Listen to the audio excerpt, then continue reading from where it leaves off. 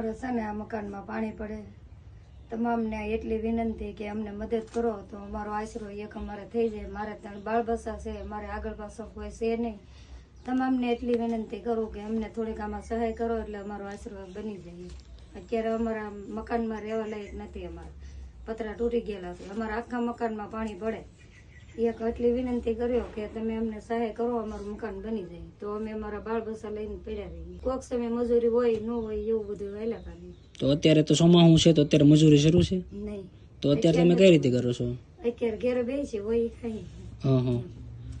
અત્યારે મજૂરી નથી હાલતી, 3-4 મહિનાથી ઘેરે છું, મજૂરી નથી હાલતી. 1-2 દાડી થઈ બસ, પછી કાંઈ નથી. પછી આ કઈ છોકરાઓને કઈ લેવું હોય કે વસ્તુ જોતી હોય કે બીજું કઈ પણ લેવું હોય તો શું કરીએ, હોય તો લઈ દઈએ, નકર એમના નાલું જાય બકી જાય.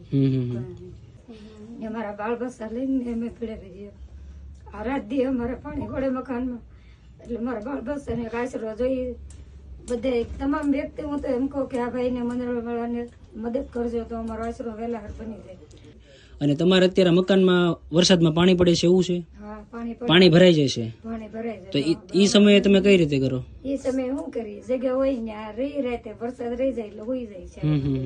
વરસાદ પડે ક્યાં સુધી બેસી, કેમ કે તમામ પતરામાં પાણી પડે એટલે એક એક બાજુ તો હોવાનું તો કઈ ઓલું ન રહે. એ બેન એમ કે મારા બાર પણ હું કહું બેટા ઉઠી જાય મજૂરી ચડી જાય મારથી બધો ખર્ચો ન પડે. બરોબર, ઉંમર કેટલી છે? 17-18 વર્ષ છે, બરોબર ને? આ ભાઈ 11 માં આવ્યો, 11 આ સટો ભરે, આનું નથી કઈ ભરવાનું. બરોબર. પણ આ બે છોકરાઓથી બેન અને ભાઈ બે થી મળીને તમારે 16,000 રૂપિયા ફી ભરવાની હોય છે. તો આપણે દાતાશ્રીઓની ઈ પણ વિનંતી કરીએ કે જો એમ કે ભણાવે નહીં, બરોબર. મેં કીધું ઉઠી જાય બેન, આપણે મજૂરી કરીને જે કઈ આવે 2 ભાઈને ભણાવીશું, આપણે માં દીકરી મજૂરી કરી.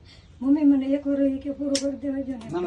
ભણવાની ઉંમર છે તો 1 વર્ષ જ્યાં સુધી એને ભણવું ત્યાં સુધી ભણે. તો વિક્રમભાઈ આગળ પાછળ હોય છે, આપણે કોઈ પણ લાંબો હાથ કરવો જોઈએ મારી પાસે નથી.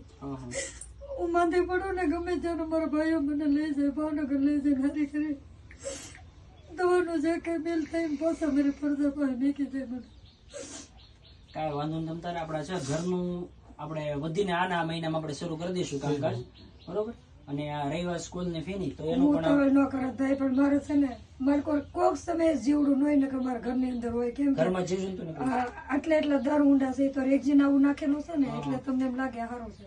પણ અત્યારે હપડો કબાટ ની નીચે બધે કેમ કે પુરાણની એટલે તો પાણી નીકળે જ તે. તમે અલંગમાં કામે જતા છે? ના, પલોટમાં જતી ઇસ્ટલ, એમાંથી 1 વર્ષ દી થઈને ન્યા પાડી, ન્યા હવે નથી કોઈ એ લોકો કામ નથી આપતા હવે? તો અત્યારે બીજું ખાલી ખેતીવાડીનું કામ કરે? ખેતીવાડી દાડી આવે તો જાય. જય લખધણી મિત્રો, અત્યારે આપણે તળાજા તાલુકાના કઠવા ગામે આવ્યા છીએ અને કઠવા ગામની અંદર મંજુબેન અને એમના 3 દીકરાઓ દીકરી સાથે રહે છે. બાકી વિડીયોમાં તમે એમના ઘરની પરિસ્થિતિ જોઈ શકતા છો, હવે હાવ ખરાબ પરિસ્થિતિ છે. અને ચોમાસાની અંદર આ ઘરમાં પાણી પણ પડે છે અને જેવી રીતે બેને એમનું દુઃખ વ્યક્ત કર્યું કે બહુ કપરી પરિસ્થિતિ છે. અને અલગધણી આશ્રમ રામા મંડળ અને નોંધારાનો આધાર ચેરિટેબલ ટ્રસ્ટ દ્વારા 13 પરિવારના મકાન બનાવ્યા બાદ 14મા પરિવારનું મકાન આપણે આ પરિવાર માટે બનાવવાનું છે. અને જો તમને પણ મન થતું હોય તો તમે પણ સેવાના કાર્યમાં સહભાગી બની શકો છો. ફૂલની તો ફૂલની પાકડી નીચે આપેલા સ્કેનર ઉપર આપી શકો છો. તમને મન થતું હોય તો પ્રેમથી જે કઈ પણ ફૂલની તો ફૂલની પાકડી દાન કરવા માંગતા હોય તો નીચે આપેલા સ્કેનર ઉપર કરી શકો છો, જેથી કરીને જલ્દીથી જલ્દી આ પરિવારનું મકાન તૈયાર થઈ જાય.